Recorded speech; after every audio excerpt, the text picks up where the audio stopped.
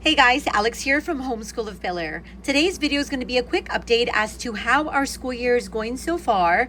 This is for the 2025-2026 school year.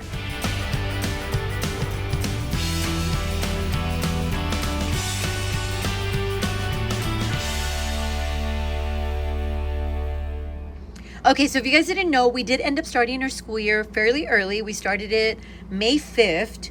Now, the only reason for that was because last year we ended up starting the first week of June, which allowed us to finish by mid-April.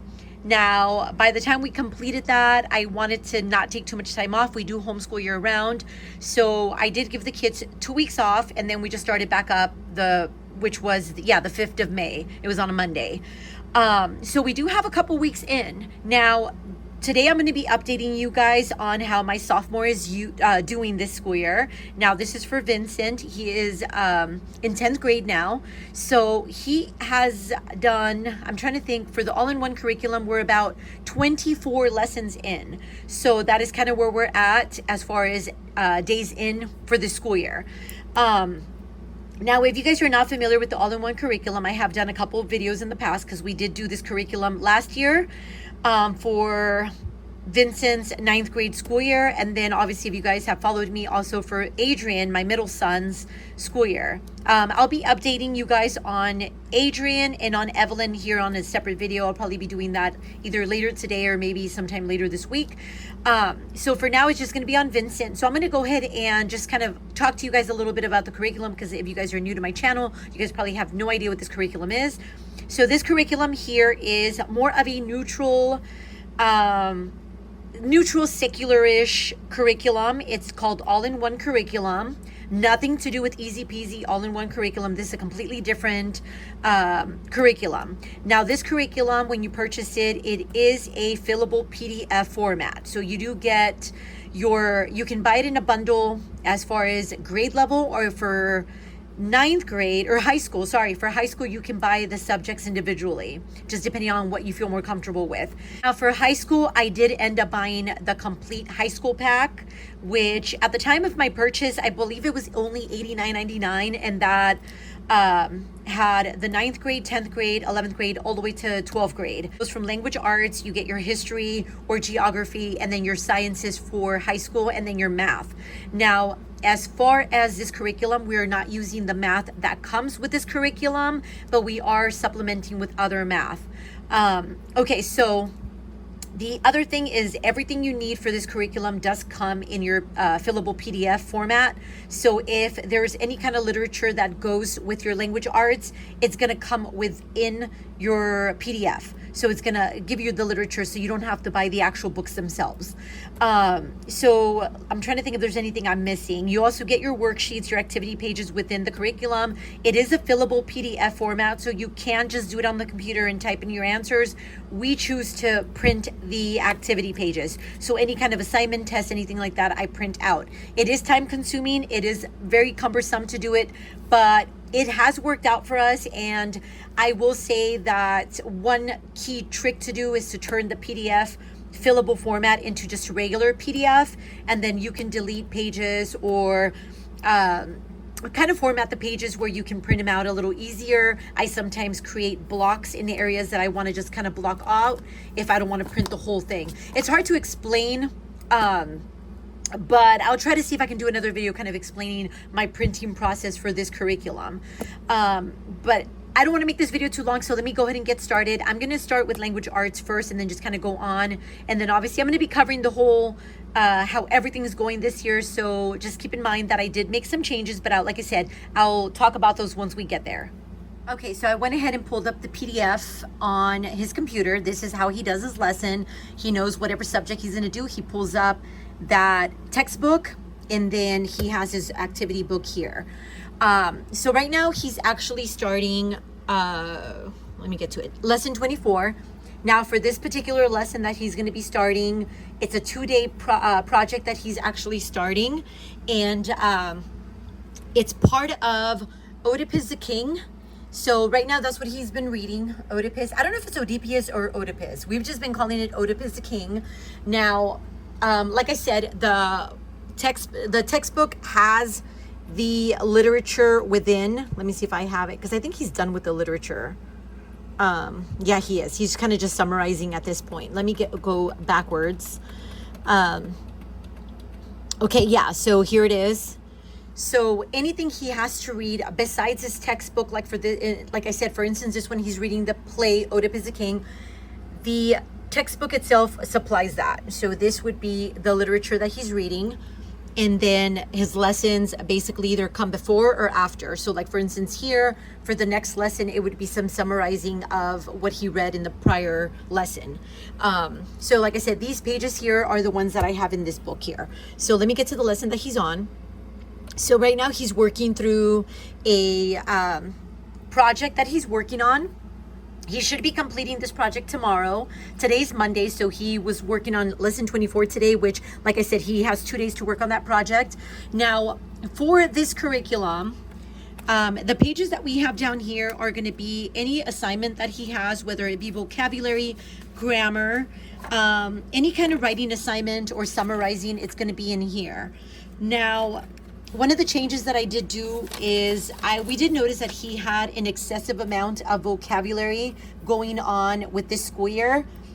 This might not seem like a lot, because I want to say this one only has 10 words that he had to do, but that's not in combination with his history and then his biology. So we ended up just finding a way to kind of work around that. So instead of having him do it, sometimes I print out the synonyms or the definitions of the words that he has, and we do it as more of a cut and paste. It just breaks up our day, and it also allows it to change up his lesson, so he's not just completely writing synonyms or vocabulary, because sometimes it can be a little excessive. Like for instance, this one he had 30 words he had to do. So if there's times where I can do a cut and paste for him, I will, just to, you know, cut our time a little bit for our school day. It helps out. It really does, because there's times where he's having to read about 40 minutes of his literature, and then he still has to have an assignment where sometimes he has to summarize or do comprehension plus vocabulary. Like for instance, this lesson here, that's probably why I did the cut and paste, was because he probably had 40 minutes of worth of reading, then he had vocabulary, and then he had some comprehension to do. So like I said, we try, oh, and then this one he actually had grammar also with the same lesson. So that's what I'm saying. Sometimes it can be a little excessive. So I did, like I said, I sometimes do this for him just to make it a little less cumbersome for his school day. Now, so far, he's really enjoying this curriculum. So now, for right now, he is on his module 1, which is the Trilogy of Tragedy. This is only lessons 1 through 31. So after he's done with this one, he's going to be starting the module 2, which is Unveiling Shakespeare. With this one, he's going to be reading the 12th Night. So I'm super excited for him to get started on this one. I'm sure I'll be doing an update again here soon. I'm trying to update you guys on how our school years, you know, are going to be going for now on, since it's hard for me to do day in the lives. So let me set that aside. Okay, so like I said, so far so good. He's actually really enjoying this piece of literature. Like I said, I'm not sure if he's done. I think he's done with the actual literature part of it. Oh my gosh. Okay, so here is a good example, is the vocabulary. So this is for lesson 21. He has a vocabulary assessment, and I don't know if you guys notice how many words he has for that lesson. So I might end up doing a cut and paste for that lesson for him just to help him out. So that was 50 words. So yeah, I think at this point he's done with the literature. I think he's just in the comprehension and vocabulary and just kind of summarizing some of what he read. So that is how that looks. And like I said, so far he's really enjoying it. His assignment or project, he's not done with it. He's going to finish it tomorrow. He had to find a topic that affects teenagers today and do a little project on that. So he decided to pick, what is it that he picked? He picked addiction to internet. And social media and things like that. So he has to do this on PowerPoint, and then he's going to type all this information up. I think he needs to gather more information. Yeah, so that's a project that he's been working on, and that, like I said, he has 2 days to finish that. So yeah, so language arts going good so far.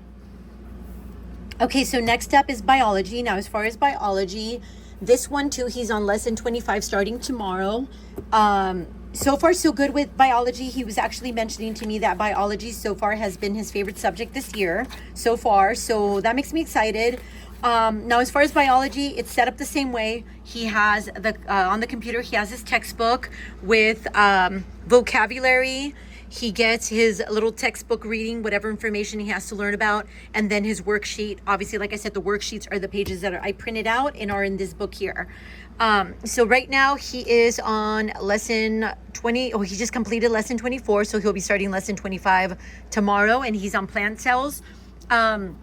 I also purchased a model of this on paper. I might print that out for him and have him build it, just so he can have a little hands-on activity with that plant cell. I know he has to draw it on Wednesday. So far, like I said, so far this is going great. But again, because of the vocabulary that he has with the language arts, then if you notice this one, he also gets a ton of vocabulary. That's why I kind of have to pick and choose our battles and just kind of, cut out some of the vocabulary and some of the curriculums. Like I said, biology is one of his favorites, so I haven't cut anything out of this one. I just have him do the lessons since, like I said, he said this is one of his favorite. Now, as far as this one goes, we've already done a lab and we've done a model. Now, the model was actually just about the importance of models when it comes to science, and using, just like science type models for learning reasons. So he got to pick, and it was basically, I want to say it was pretty early on. I want to say it was lesson 6, where he had to do that. Now, the main lesson was just, again, on creating a model, and the curriculum itself allowed him to pick whatever he wanted to do a model on. We sat and looked through Pinterest, and we actually came up with this idea, and it was nothing that I purchased. I basically just got clip art, printed it out. I kind of sized it up to the same size as this clip art, and then he just modeled the brain and wrote down the pieces or the parts of the brain. And then we just happened to have little eyes from Dollar Tree from Halloween, and he decided he wanted to add the eye. And I thought it came out amazing. So that was one of his little projects that he did. And like I said, that was for lesson 6 of his biology. And then he also had a lab. He had to do the little egg lab with the vinegar. This has been sitting here for I don't know how long, and it smells terribly. But yeah, that was one of his labs. And like I said, so far so good. And he's really enjoying it. And that is it. So that is biology. Okay, so now we're going to jump into world history.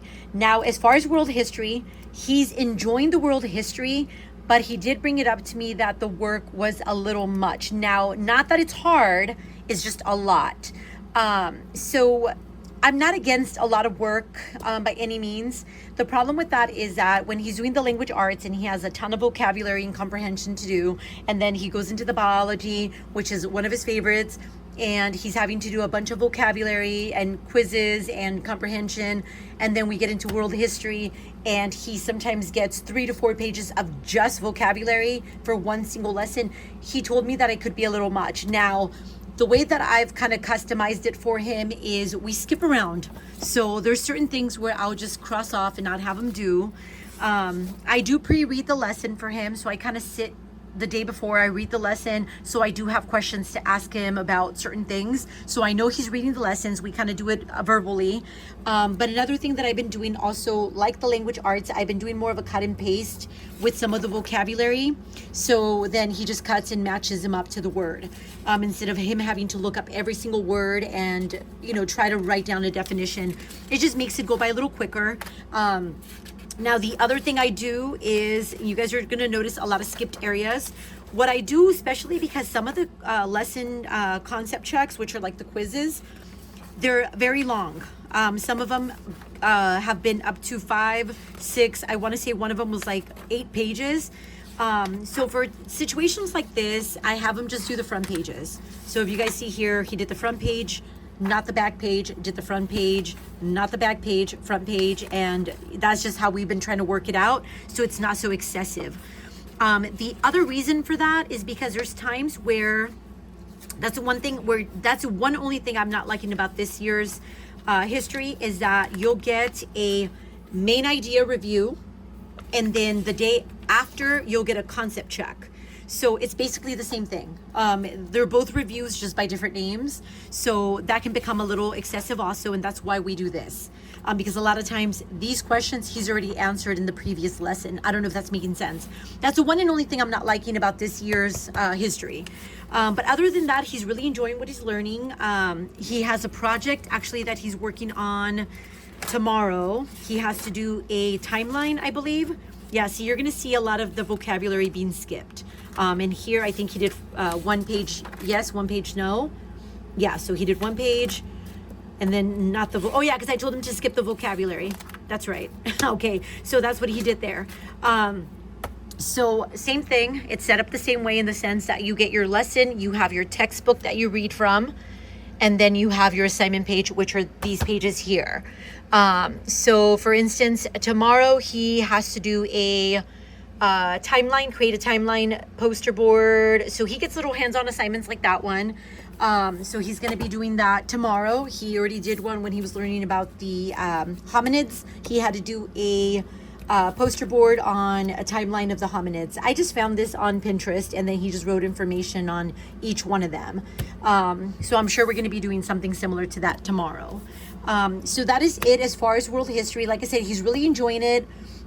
Is the work a little excessive? Sometimes, yeah, it can be. I feel like I'm not here to make his life miserable and, take 2 hours to complete one lesson. We just kind of, work on whatever we have to work. He does his reading from the textbook, and then we just kind of move on. So that is the world history. Let me go ahead and move on to the next subject. Okay, so next subject, math.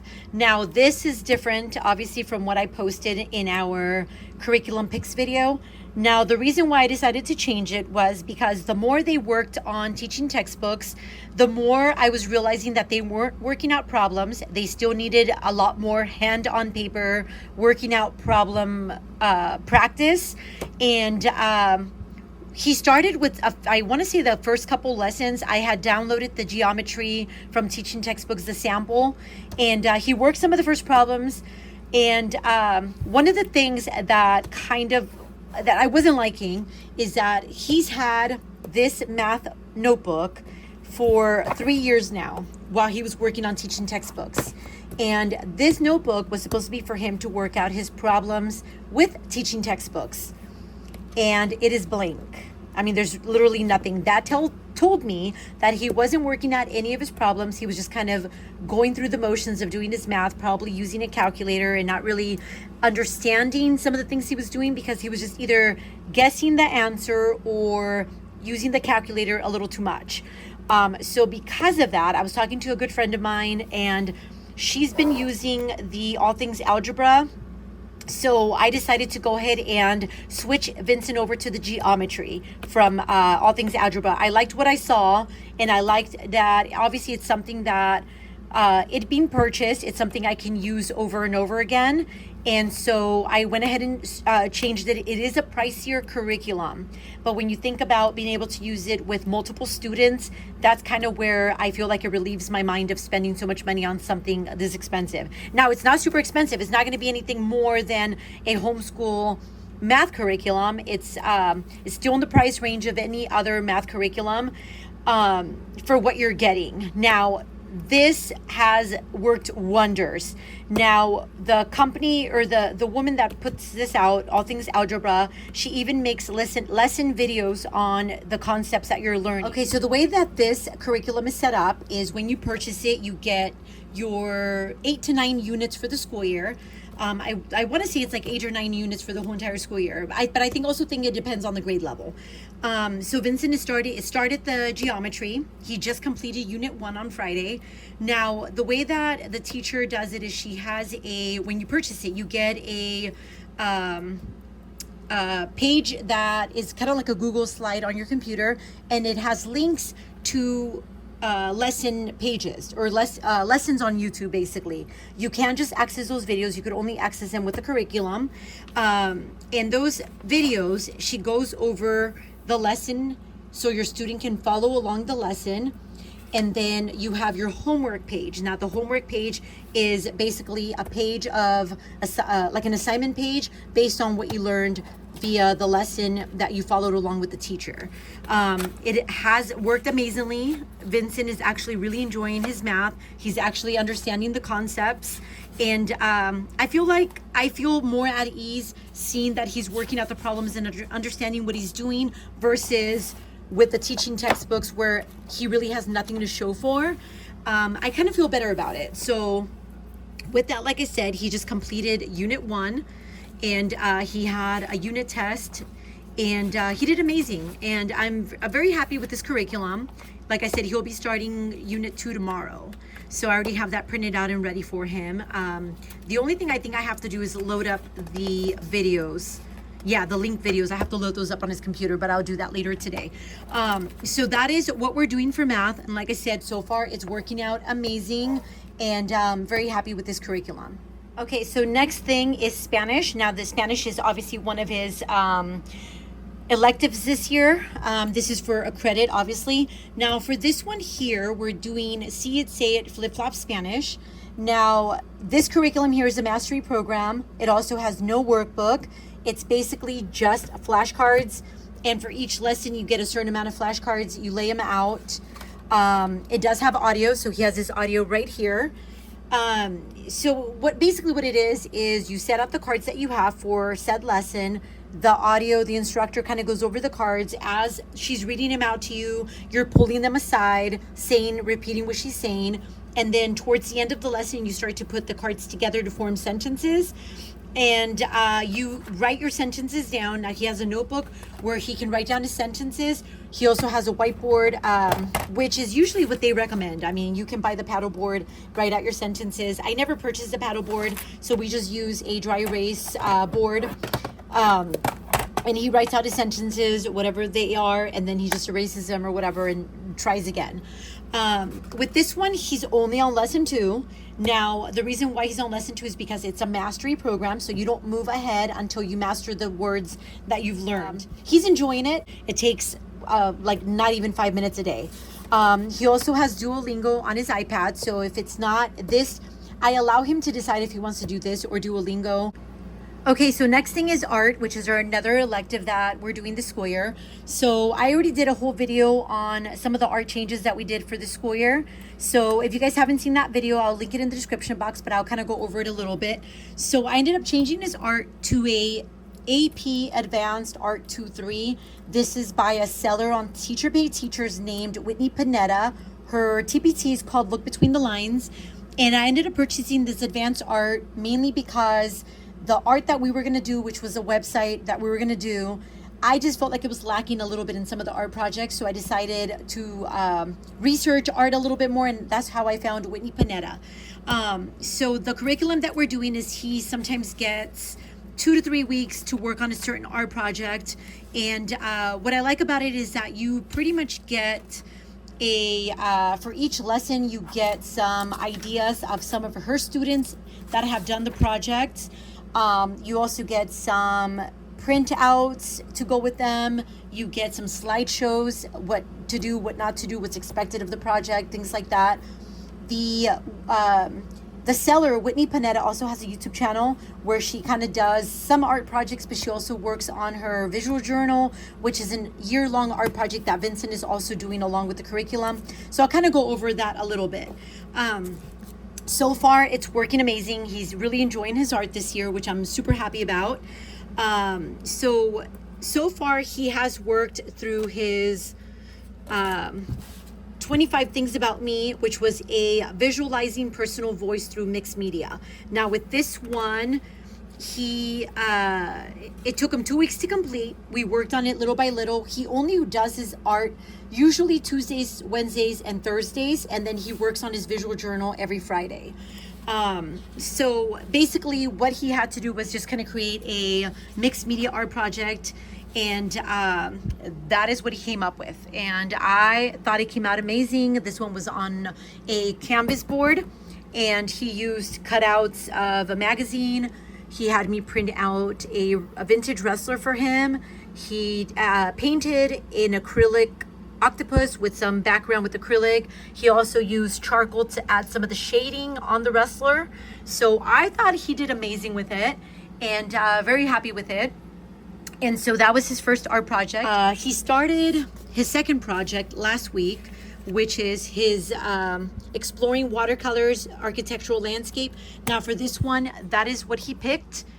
And so far, that is his project right here. He's obviously not done with it. He's got this whole week to actually work on that and complete it by Thursday. So far, so good. We're not huge into watercolor in our home. So I was actually very pleasantly surprised when he just kind of went at it.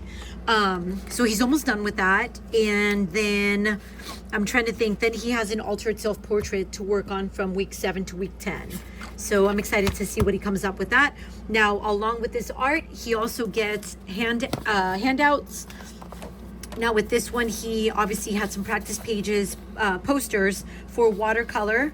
And he also has a critique form he has to complete at the end of the watercolor, critiquing his own art. And then he has some assignments for his sketchbook, which he kind of worked on a little bit already. We've been kind of bad about working on the sketchbook, but he did practice some of his watercolors, techniques that were taught in this. So that is all he's really done in the sketchbook. And then as far as his year-long project, which is his, this is the whole year project, is a visual journal. Now the visual journal is basically taking a book, like a regular book, and using the pages as a journal. So you're basically painting, coloring, doing whatever you want. It's almost like a take on the Rector's journal kind of situation, but also more like an art journal, not necessarily a wrecking of the journal.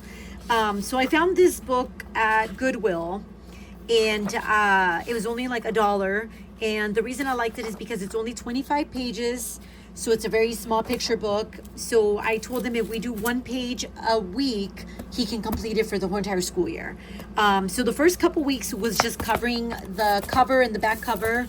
And then he worked on this page here last week. And then this week he worked on, or the first week he worked on the cat.